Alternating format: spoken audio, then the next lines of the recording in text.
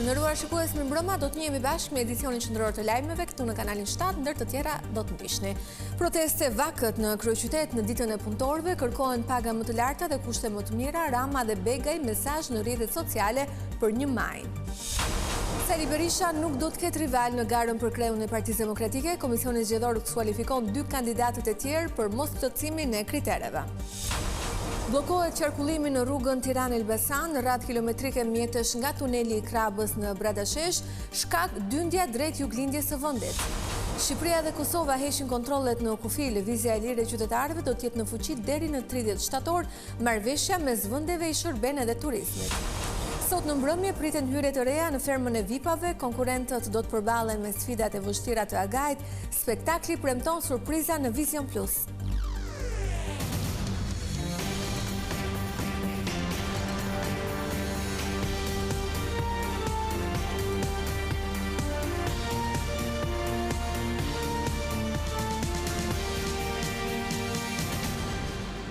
Vje mëngjesisht, 1 maj, dita e punëtorëve u kujtua me protesta simbolike në kryeqytet. Ata që dolën për të kërkuar paga më të larta dhe kushte më dinjitoze pune ishin fare të pakët. Ndërkohë drejtuesit e sindikatave apeluan për respektimin e të drejtave të punëtorëve në të gjithë vendin. Edhe këtë 1 maj, pak sindikalistë dhe qytetarë të thjesht dolën për të protestuar për të drejtat e tyre në punë. Protesta organizuar nga Konfederata Sindikatave të Shqipërisë kërkoi që më shumë shqiptarë të bashkohen dhe të ngrenë zërin për problemet e shumta që i shoqërojnë në tregun e punës. Qëllimi i kësaj proteste është më shumë sensibilizues, sepse ne duhet protestojmë gjatë gjithë vitit me gjithë të hallët dhe shqetësimet që kanë punëtorët. Por Konfederata Sindikatave ka vazhduar që ta thyet konceptin që 1 maj nuk ka festë, është protestë. Dhe në çdo 1 maj po përpiqemi çdo vit më shumë të grumbullojmë rreth vetes sindikalistë, të grumbullojmë punës të antarësu sindikat, pa antarësu qytetarë thjesht, të cilët duhet të protestojnë për 1 maj, sepse 1 maj nuk është festë. Fatkeqësisht vetëm në Vietnam dhe në Kinë festohet. Nga arsimi e deri te dalja në pension, sipas sindikalistëve, tregu i punës përballet me një sër sfidash që ende nuk po marrin zgjidhjen e duhur. Parja është jeta shqiptarë dhe veçanërisht punëtorët duhet të kenë një jetë dinjitoze.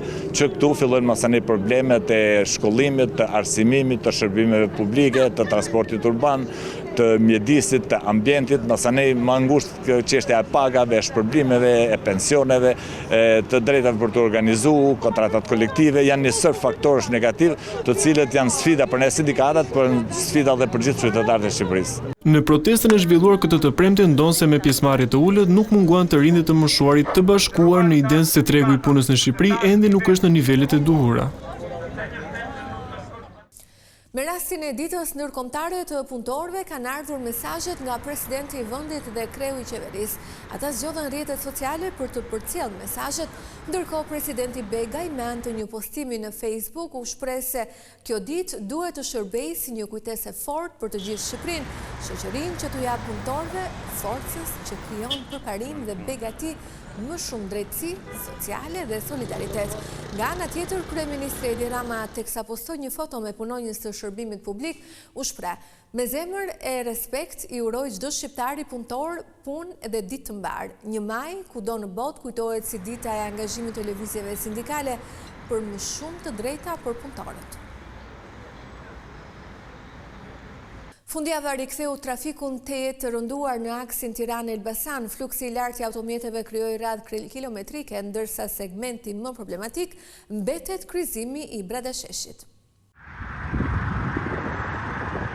Mesdita e së premtes u shoqërua me një situatë të rënduar trafiku në aksin kombëtar që lidh Tiranën me Elbasanin, ku qarkullimi i automjeteve në segmentin nga tuneli Krabës deri tek rreth rrotullimi i Bradasheshit ishte thuajse i bllokuar. Shkak kryesor i kësaj situate u bë fluksi i jashtëzakonshëm i automjeteve që lëvizin nga kryeqyteti drejt juglindjes, një fenomen i përsëritur thuajse çdo fundjavë, sidomos gjatë sezonit pranveror dhe veror, ku qytetarët zgjedhin të largohen nga Tirana drejt zonave turistike dhe qyteteve të tjera.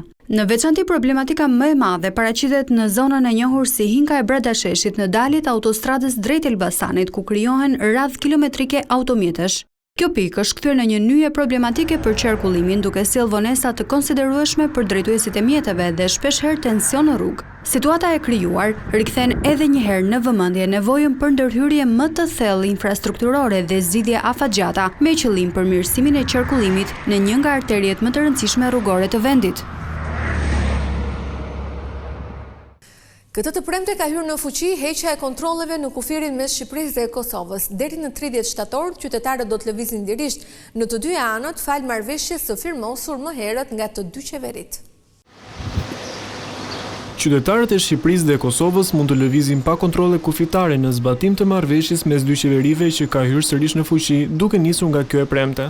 Kjo mas pritet të lehtësojë ndjeshëm qarkullimin gjatë sezonit turistik, duke shmangur procedurat e zakonshme të kontrollit të dokumentave si pasaporta apo karta identiteti.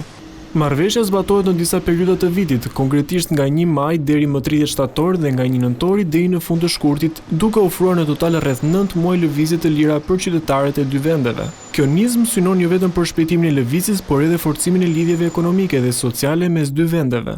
Vetëm gjatë periudhës maj-shtator të vitit të kaluar, nga Kosova janë regjistruar mbi 3 milion hyrje në Shqipëri, duke bërë atë burimin kryesor të turistëve për vendin sipas të dhënave të Institutit të Statistikave.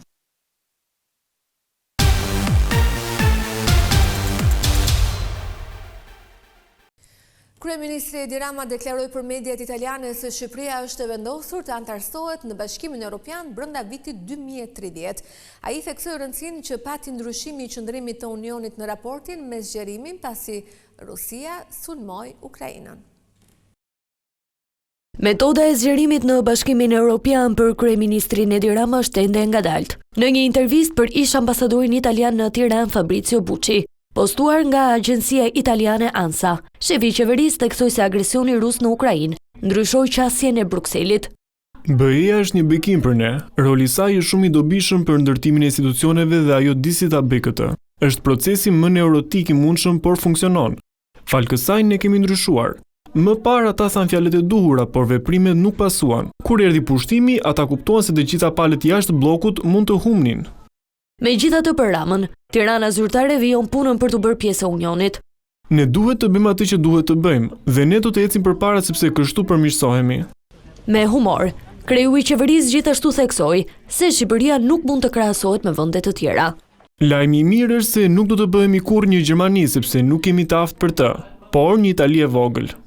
Gjatë intervistës, kryeministri Edi Rama ritheksoi objektivin për të bërë pjesë e Bashkimit Evropian brenda vitit 2030. Sali Berisha nuk do të ketë kandidat përballë në garën për drejtimin e partisë. Mjekja Mereme Sela dhe kandidati tjetër janë skualifikuar pasi nuk plotësonin kriteret e përcaktuara. Lideri historik i demokratëve Sali Berisha është zyrtarisht i vetmi kandidat për postin e kryetarit Partisë Demokratike. Komisioni zgjedhor në PD ka shpallur vendimin se në zgjedhjet e 23 majit Sali Berisha do të kërkojë vetëm mbështetjen e demokratëve për t'i udhëhequr në 4 vitet e ardhshme. Komisioni ka skualifikuar kandidaturën e Mereme Selës, mjekes nga Fushkruja pasi nuk plotëson kriteret. Gjithashtu komisioni skualifikoi edhe kandidaturën e Vladimir Mulajt. Të dy kandidatët u skualifikuan pasi nuk kanë një profil të lartë politike publike.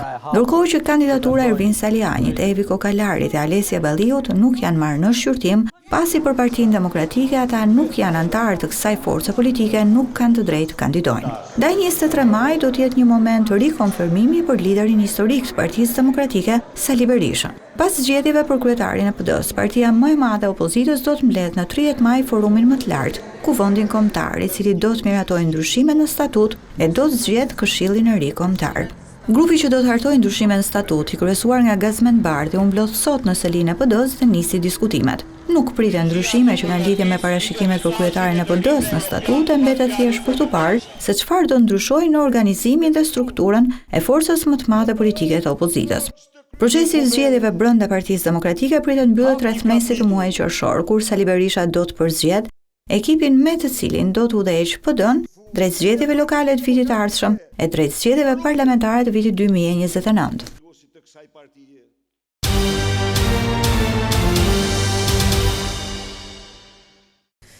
Prokuroria kërkoi dërgojë në gjykat dosjen e shtetasit libanez që vrau vajzën e tij një vit më parë në Tiranë.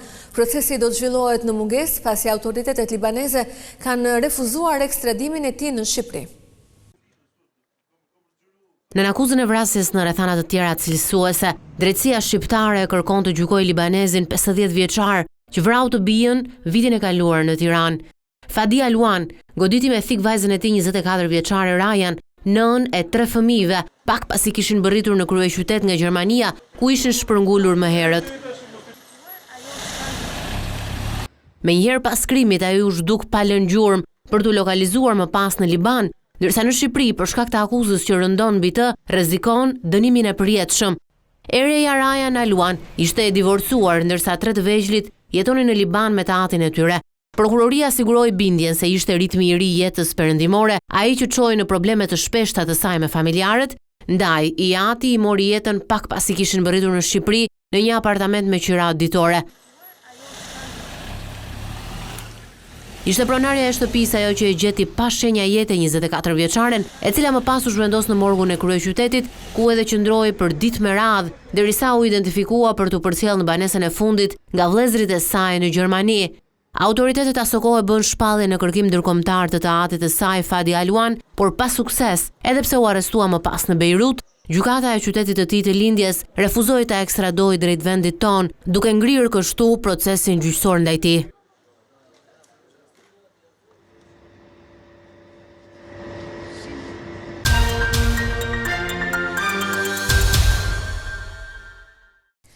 Të tjerë konkurrent pritet të hynë në garën për çmimin e madh në fermën e VIP-ave. Mbrëmja e sotme e spektaklit rezervon surpriza, por edhe sfida të vështira me të cilat do të përballen fermerët.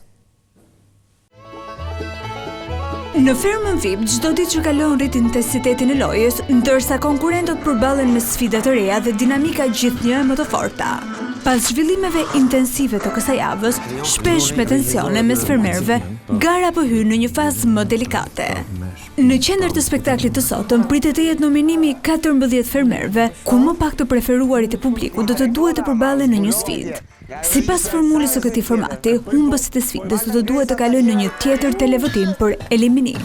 Një moment ky që gjithmonë ndryshon balancat brenda lojës dhe sigurisht vendimi i takon vetëm publikut. Por veç sfidave, mbrëmja e sotme ka edhe surpriza të papritura. Hyrjet e reja në fermë do të sjellë një dimension të ri loje, edhe pse një pjesë e fermerëve kanë tashmë mbi një muaj të izoluar. Paralelisht, zgjedhja e Sarës si kryefermere e ndarja e punëve prej saj ka sjellë jo pak tensione dhe pak kënaqësi gjatë këtyre ditëve. Megjithatë, pavarësisht debateve, ka patur edhe histori dashurie që po zhvillohen brenda fermës. Vanesa dhe Indri tashmë duket se kanë zyrtarizuar marrëdhënien e tyre, e nga ana tjetër, Fabiola dhe Adioni, pas mesazhit të marrë nga vëllai i fermeres, janë ndjesim më të tërhequr nga njëri tjetri.